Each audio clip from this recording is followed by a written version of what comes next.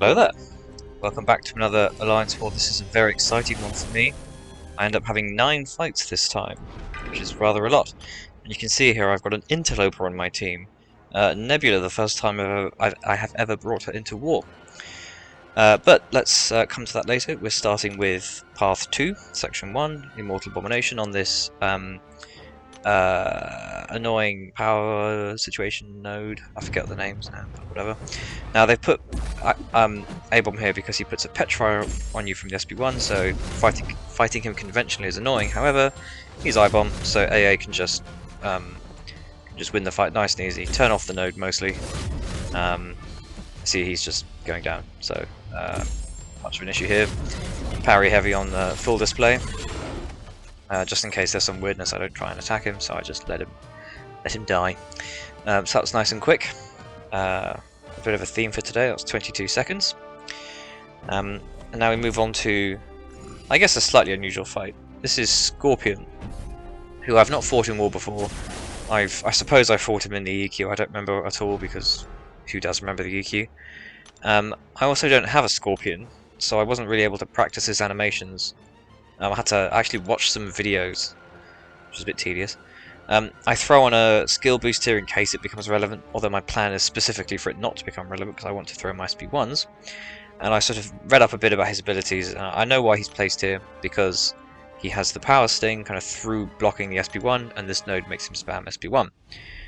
So my plan here is to basically stop him from throwing specials at all, by doing lots of good old re-parry stuff. So I start out with a parry heavy, I think, just to give myself some sort of free extra power, and knock him down and all that stuff. And then just go for Nick Fury doing his normal thing, throw into SB1. As you can see, he's already melting, and I just hold block immediately, get a nice re-parry. I think I technically get lucky that he doesn't evade, but it's fine. Building up lots of charges so he can't evade anymore, and he's just completely melting out. Get another nice re-parry. Finish with a Nick Fury light combo, and he's down. So didn't need to worry at all. Nick Fury completely destroyed that fight, and that was the only fight I was planning to use Fury on. But as we'll see later, there are some complications. Now here we have Strife on node 22, and he is a global defender. And you can see someone's placed a pre-fight here. Oh, first of all, I'm going to put on half suicides, and the reason I'm doing that is because someone, my lance mate, has used APOC already and put a horseman ability here, which is really useful because I'm using AA for a load of other fights and I want the horseman. So thank you very much to him, Tacit Titan. And so I put on half suicides because, of course, with the bleed, with the double edge mastery, I'm just going to be regenning from that bleed, and my attack increases still there, using yet more 3-minute boosts because I really don't want to die. And yeah, my plan is just to parry heavy my way to victory here, and wait out his miss mechanic from the SB1, and avoid triggering buffs as often as I can. So here I go for another reparry, I think. Do I? No? Oh yeah, but he doesn't play ball. Go for a normal one here. We get our first Neuro. And there we go. Another one here. And we're sort of really now in a good position. Get a nice reparry, I'm not sure why I bothered. I chain into the SB1 just because I like doing that. Again, I don't hit, just in case that expires, I don't run into him. And here I just back off and win. So, nice and easy stuff. Now our next fight is a Mordo on node 23. Got to wait for someone to put a White Magneto pre-fight on here to give me the guaranteed parries. And my plan is, once again, to parry heavy. I have taken this fight before with Mordo and it did go wrong. I can't remember why. I think I don't know, this fight has a tendency to be a bit slippery sometimes because, of course, if you mess up a little bit with Mixmaster, he counterattacks you and all that good stuff.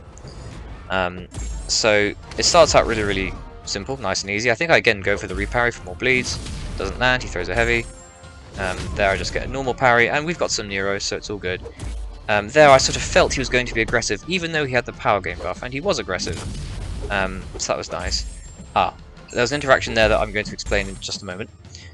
He does have the protection on him currently, so I am kind of being a bit passive. Here I make a mistake, and I forget that I can't actually attack him when he's stunned. So with AA against this fight, you really have to, respect his stun. And now here, again, I he's got quite a lot of prowess, so I'm getting a little bit worried. But throw my SB1, and I think, okay, you know, the fight's probably over here. Watch what happens here. So I trigger Dex, and I go in to punish him. And you see here, I get one full clean hit, and then the miss kicks in because the next hit misses.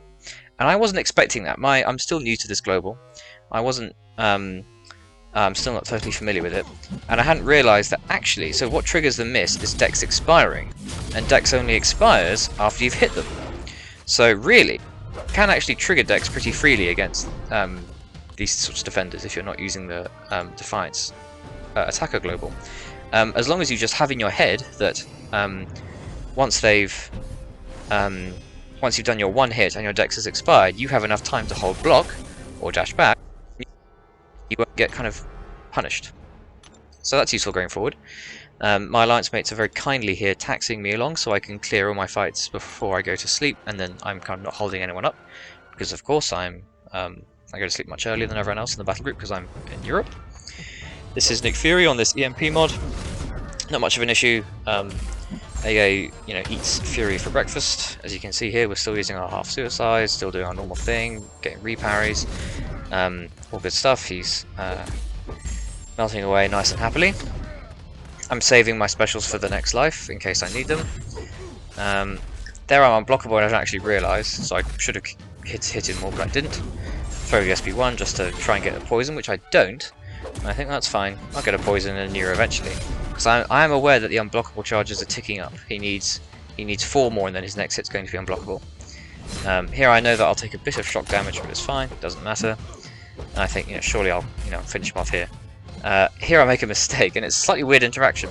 He goes unblockable, but my horseman ability kicks in, and I go unstoppable.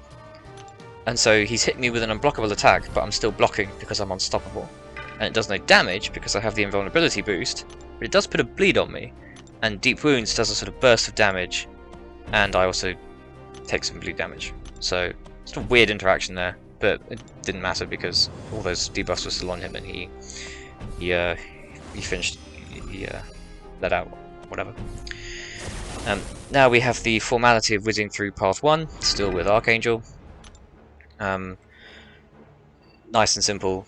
He's going to turn off the healing from the buffet, and ultimately I suppose he's going to turn off the unblockable on these nodes, but it's completely academic because they're going to be over in about 20 seconds again.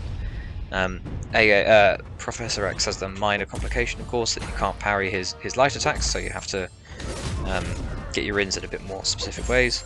Like here, didn't manage to get a poison there, but we managed to get one on the SB1, get a couple. And here we... oh, there I forget about the falter because I'm silly. Wait for his next time to run in, and then we get some more Neuros, and yeah, now the fight's basically over. I said 20 seconds earlier, but that is slightly more than that. It's 24 seconds, dear me. And now we have a MCOC, again, not much of an issue. Do I have anything interesting to say about this fight at all? No, I don't. So I'll start talking about the next one. My boosts have expired at this point, because I had to wait for people to apply pre-fights, so I have to put on my sort of small boosts again. My next fight after this one is a Mega Sentinel, and I know that Horseman AA can do that fight, but I didn't feel very comfortable doing it. I've tried AA against Mega Sentinel before, and it didn't go brilliantly, so I didn't feel good about it, and I didn't want to do it. So I brought in Nebula specifically for that fight because I know she shuts it down really, really simply and easily. Speaking of simple and easy, this MCOC has died in... what even is that? 21 seconds. No, well. And here, because I may as well, because I'm a robot, I've already got recoil unlocked, I chuck on full suicides because, you know, may as well give myself the extra damage. And the plan here is that Mega Sentinel is a robot, and I'm just going to get to 5 charges. I'm never going to parry, and I'm going to just hit her by baiting out heavies, and she will die. Pretty simple. As long as I don't parry her, she will, you know, her abilities will be completely on lockdown. I will still have to deal with her specials, but that's fine. Here I don't punish the heavy, I just try and build up to 5, get myself cornered a bit here. That's fine, I'm happy to evade her heavy, 2-hit heavy. and respond. So, and here I know I have to sort of push her back a bit. So, I do not, however, have much experience baiting her specials. And there I accidentally parry her, which is kind of annoying because I wasn't trying to do that. Luckily, before you know it, I'm back at 5. So it's not a big deal. Here I'm hoping she throws SP1, but she doesn't. I'm trying to push her back, and she's not. And at this point I think, oh screw it, I'm just going to push her to the SP2. What do I? I think here I think, screw it, I'm just going to push her to the SP2. And block it if necessary. I'm not even going to try invade, just continue to hold block. I'm not going to punish it either, because I don't know if I can. Because I couldn't practice against a Mega Sentinel, because again, I don't have one. Now here, I notice she's not got any armors. My health's ticking down slightly more than I would like, and here I just think, oh screw it. I've got 20 shock charges, let's just go for it. Hit her a few more times, parry, and then unload my SP2, but it doesn't matter, she's dead anyway. So, pretty simple fight. I know people have had issues there. Nebula makes it trivial. Now that was going to be the end of my war, but the next morning, turns out someone else lost the decoy on their Fury, and they were going to take the Spider Ham, but without the decoy it's not particularly safe, so it's up to me. I considered using AA. Here you get to see me boost up again. I'm only using small boosts because it's only one fight and I don't think I need them. I know that these small boosts are pretty. I know that the other boosts are quite precious, so I'm trying to save them. Do I even use a small health boost? Oh, I decided I should in the end. I considered going in here with AA, because AA should just melt Spider Ham, but I decided that overall Fury is safer. You've got the second life in case you mess up, and you can purify his debuffs. So I do decide to stick with Nick. Yeah, that rhymed. So yeah, stick with Nick against Spider Ham, should be fine. I've got the White Magneto pre-fight, so I've got I circumvent Limber, but I'm still going to take. There's still going to be a bit of decreased ability accuracy. Maybe that's no, sorry. I'm still going to have a bit of decreased ability accuracy on my parries, thanks to the Hard Knock Life node, which AA also would have had. We found that in the past. AA is not working against that. So, luckily all my parries stick. Here I just don't even try to parry, I actually decide to bait a heavy there. To kind of save a parry for now. And my plan here is to throw my SP1 as soon as I get it. So I do here, not quite as soon as, I give him one little charge, but that's fine by me.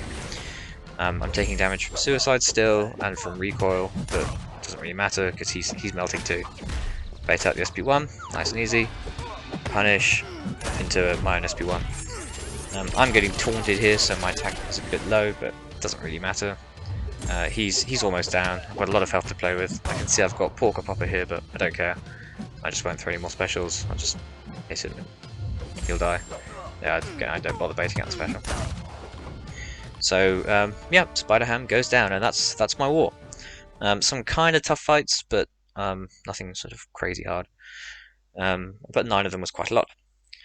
And we luckily managed to win this war against Next, even though I'm just going to go ahead and say it. We know that normally they pilot. We have screenshots of lines saying that normally they were piloting, but the pilot was a bit busy, so the guys who were only AQ guys took some of the fights and they died. Suckers. So we managed to win this war, which is great because our opponents actually played fairly. So yeah, we're 1-1 at this stage, not too bad. Yeah, thank you very much for watching, everyone. I'll see you all in the next one. Ta-ta.